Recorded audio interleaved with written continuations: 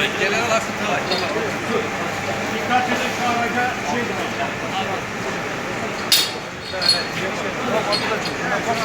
Devam edin. yatır oğlum. Gece saat 3 programı kapat.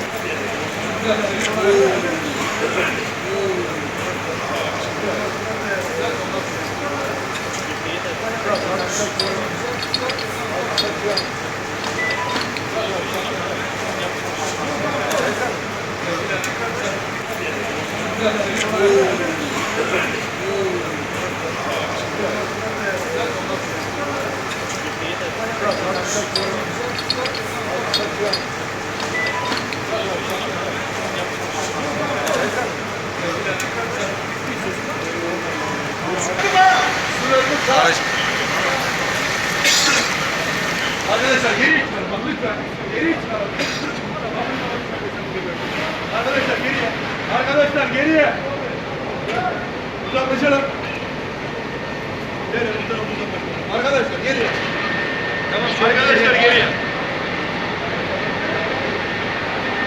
Aynen arkadaşlar bak lütfen rica ediyorum. Geriye çıkalım.